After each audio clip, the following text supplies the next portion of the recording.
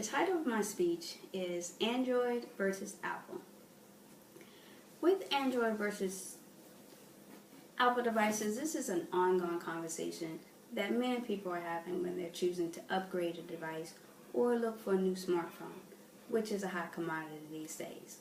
So I just want to bring you a little information to compare the two devices if you're looking for a new device to upgrade to for this Christmas time. First, we're going to look at the quantity of the devices that are available. We're going to start with Apple. Apple has the iPhone. Pretty much that's it. You have an option of an iPhone for iPhone 5C or 5S. So you have two options to choose from.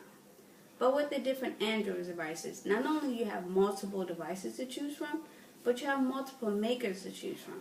I'm just going to take a look at the most popular four that's available right now that has devices over the main cell phone carriers that's currently available.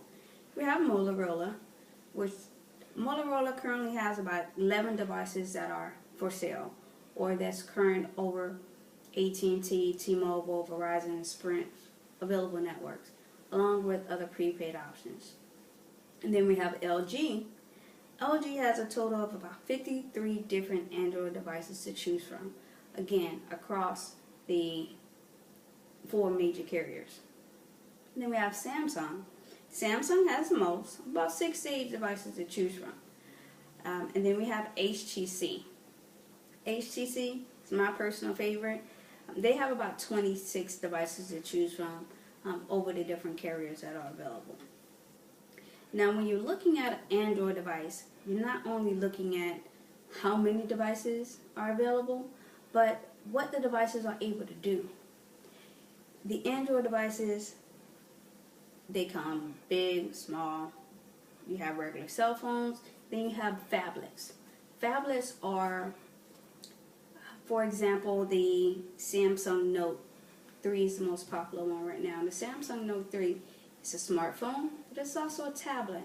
And it comes with a stylus to where you're able to actually write on the device, which makes it more compatible with a lot of business customers who need to be able to write quick notes without having to type or email. So that gives you a lot of flexibility when choosing an Android device over an Apple device. Now, mind you, the iPhone does have its strong points. It is very secure, especially with the apps.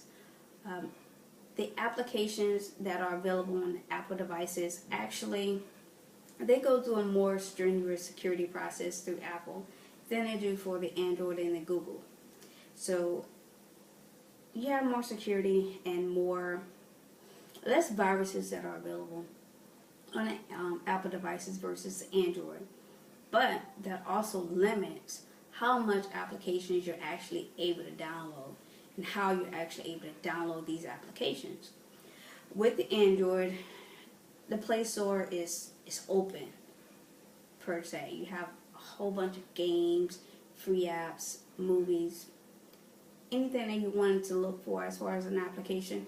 Most likely it's available on the Play Store on the Android devices. So you have more freedom when utilizing the Android versus utilizing the Apple device.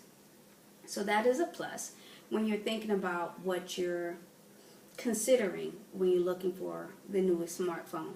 The newest, greatest thing is always, most of the time, around the Android devices, unless Apple decides to drop a new device, which it did recently, which is, we're not going to talk about that right now. But with the Android devices, you also have it's easier as far as being able to back up your information, transfer information from device to device, and save your information on a computer. With the Android devices, you have the different backup options with Google, Dropbox, and then the individual devices like the HTC has the HTC Sync.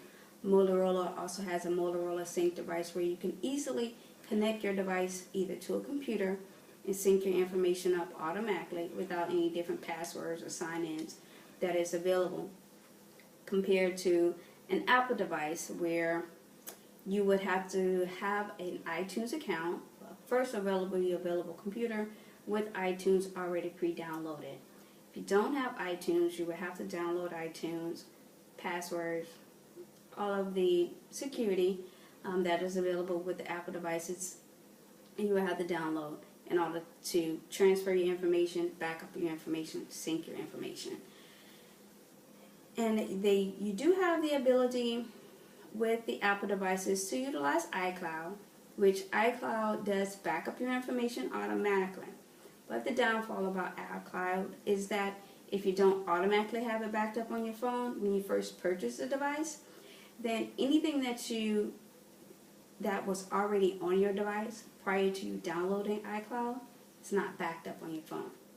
So the Apple devices, you would definitely, if you're purchasing an Apple device, make sure you already have the iCloud downloaded as soon as you get the phone, so that anything you add onto the device will automatically be saved onto the device. So that is a plus. And coming from the technical support world, that is a major thing that you would need to consider when getting the iPhone, because it's very difficult to get the information on with iCloud if you don't have a computer readily available to back up. With the Android devices, it's an easier sync process. When you first get your device, if you don't automatically have a backup on it, you have the ability of downloading the cloud onto your phone, and it not only backs up the information that you put on the phone once you download that cloud, but it backs up everything that's already on your device. So you have the ability to back up your entire phone if anything happens, and also anything new that comes in, it'll automatically be synced. So when choosing your next phone, those are just a few options to be mindful of. How many devices are available to choose from, the different apps that are available, and with backing up your information. All of those are very important. Again, I'm an Android lover. You might like iPhone, I don't know. But just compare before you buy. Have a great evening.